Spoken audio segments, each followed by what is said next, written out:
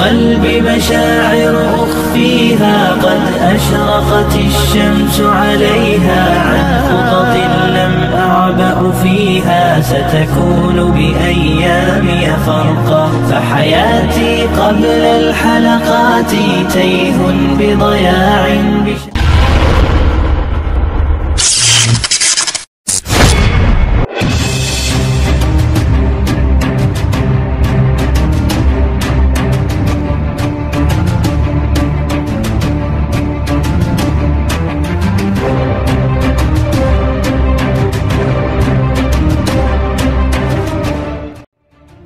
Assalamualaikum warahmatullahi wabarakatuh. Hamzah bin Abdul Muttalib, paman Nabi SAW, syahid di perang Uhud. Kini ruh para syuhada itu berada dalam perut burung hijau. Mereka mendatangi surga dan bertengger di lentera-lentera dari emas. Setelah syahidnya Hamzah bin Abdul Muttalib, Rasulullah bersabda, Hamzah adalah sayyid atau pemimpin para syuhada di hari kiamat. Hadis riwayat Al-Hakim. Syekh Mahmud Al-Misri dalam kitabnya Ashabur Rasulullah SAW menjelaskan, hadis ini bahkan sudah pernah disampaikan langsung oleh Rasulullah sendiri kepada Hamzah semasa dia masih hidup. Dalam riwayat lain, Rasulullah SAW juga disebutkan bersabda di depan jenazah Hamzah, melimpahlah atasmu rahmat Ar-Rahim, akulah saksi bagimu di hadapan Sang Hakim. Engkaulah pendekar penyambung silaturahmi, berbuat kebaikan, pembela yang didolimi. Ibnu Abbas meriwayatkan bahwa setelah perang Uhud usai, Rasulullah SAW bersabda, ketika saudara-saudara kalian gugur dalam perang Uhud, Allah menjadikan ruh-ruh mereka dalam perut burung hijau yang mendatangi sungai-sungai di surga, memakan buah-buahnya dan bertengger di lentera dari emas yang tergantung di bawah naungan arsy. Ketika mereka mendapatkan makanan, minuman, dan tempat tinggal yang bagus, mereka berkata, siapa yang akan menyampaikan kepada saudara-saudara kami bahwa kami saat ini hidup di surga dalam keadaan diberi rizki, agar mereka tidak menolak untuk berangkat berperang dan bersikap menahan diri dari jihad. Allah Subhanahu wa Ta'ala berfirman, Aku yang akan menyampaikan untuk kalian kepada mereka. Periwayat berkata, maka turunlah ayat, janganlah engkau mengira bahwa orang-orang yang gugur di jalan Allah itu mati. Bahkan mereka itu hidup di sisi Tuhannya dengan mendapatkan rezeki. Al-Quran Surat Ali Imran ayat 169. Dalam kesempatan ini, seseorang bertanya kepada Abdullah bin Mas'ud. Kami bertanya kepada Abdullah bin Mas'ud tentang ayat ini, yaitu Al-Quran Surat Ali Imran ayat 169. Maka dia berkata, kami juga pernah bertanya tentang hal itu kepada Rasulullah SAW. Maka beliau bersabda, ruh-ruh mereka di dalam perut burung berwarna hijau. Ia mempunyai lentera-lentera yang digantungkan di arsy. Ia hilir mudik di dalam surga sesuka hatinya. Kemudian ia bertengger di lentera tersebut. Lalu Rabb mereka menengok kepada mereka lalu berfirman, apakah kalian menginginkan sesuatu? Mereka menjawab, apa yang kami inginkan lagi, sementara kami hilir mudik ke surga sesuka kami. Lalu Allah melakukan hal ini kepada mereka sebanyak 3 kali. Ketika mereka melihat bahwa mereka akan terus ditanya, mereka berkata, ya Rob, kami ingin engkau mengembalikan ruh kami ke jasad kami, sehingga kami terbunuh di jalanmu sekali lagi. Ketika Allah melihat bahwa mereka tidak lagi memendam hajat, maka mereka dibiarkan. Hadis ini diriwayatkan oleh Muslim dari jalan Al-Amasi dari Abdullah bin Murrah bin Mas'ud. Tak ada yang menangisi Hamzah.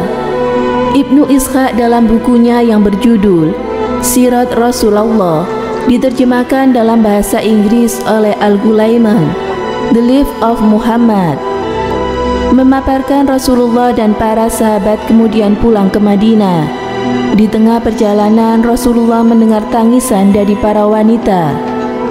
Ibnu Ishaq meriwayatkan, Rasulullah SAW melewati salah satu pemukiman Ansor, Bani Abdul Ashal dan Jafar, dan dia mendengar suara tangisan dan ratapan atas orang-orang yang wafat. Mata Rasulullah berkaca-kaca dan beliau menangis serta berkata, tetapi tidak ada wanita yang menangisi Hamzah. Ketika Sa'ad bin Mu'ad dan Usaid bin Hudair kembali ke pemukiman, mereka memerintahkan wanita mereka untuk bergegas pergi dan menangisi paman Rasulullah, yaitu Hamzah. Hakim bin Abad bin Nufail, yaitu seorang dari Bani Abdul Ashal, mengatakan kepadaku, ketika Rasulullah mendengar mereka menangis untuk Hamzah di pintu masjidnya, beliau berkata, pulanglah, semoga Allah merahmati kalian. Kalian telah benar-benar membantu dengan kehadiran kalian. Ja'far Subani dalam Ar-Risalah, sejarah kehidupan Rasulullah SAW menuturkan, dalam riwayat lain disebutkan bahwa seorang wanita dari Bani Dinar yang telah kehilangan suami, ayah, dan saudaranya sedang duduk di antara kaum wanita sambil meneteskan air mata, sementara yang lain-lain meratap. Kebetulan Rasulullah SAW bersama para sahabat lewat tak jauh dari kelompok wanita itu. Wanita yang sedang dilanda musibah itu menanyakan kepada orang-orang yang ada di dekatnya tentang keadaan Rasulullah. Semuanya menjawab, alhamdulillah, beliau baik-baik saja, sambil menunjuk kepada Rasulullah. Ketika melihat wajah Rasulullah, wanita itu segera melupakan musibah yang menimpanya seraya mengatakan sesuatu dari lubuk hatinya yang menciptakan suatu revolusi dalam pikiran orang-orang yang hadir di situ. Dia berkata, wahai Nabi Allah, semoga kesulitan dan kesusahan menjadi mudah di jalanmu, yakni apabila engkau masih hidup, kami menganggap setiap malapetaka yang menimpa kami tak berarti, dan kami mengabaikannya. Terpujilah ketabahan itu, dan terpujilah iman yang menyelamatkan orang dari kegoyahan, sebagaimana jangkar yang mempertahankan kapal dari gelombang laut. Semoga bermanfaat. Wallahu a'lam bishawab.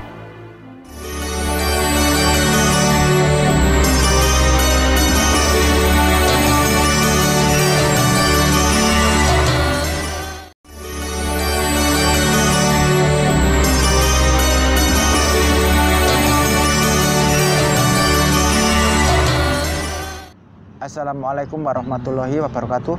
Jihad dalam Islam adalah memerangi orang kafir dan mencurahkan segala tenaga dan pikiran serta jiwa raga dalam menegakkan agama Allah. Suatu ketika Rasulullah ditanya ke para sahabat, ya Rasulullah, amalan apa yang paling utama? Rasulullah pun menjawab, tidak ada amal yang mampu melebihi jihad. Beliau menyebutkannya 3 kali. Dalam hadis lain disebutkan bahwa surga berada di bawah kilatan pedang, yakni jihad, dan di dalam surga terdapat 100 tingkatan. Jarak satu tingkat dengan satu tingkat lainnya bagaikan bumi dan langit. Tidak ada orang yang mencapai derajat tertinggi kecuali orang-orang yang berjihad di jalan Allah. Di dalam Al-Quran dan hadis-hadis banyak menerangkan tentang keutamaan jihad, banyak sekali. Semoga yang saya sampaikan membawa manfaat. Wassalamualaikum warahmatullahi wabarakatuh.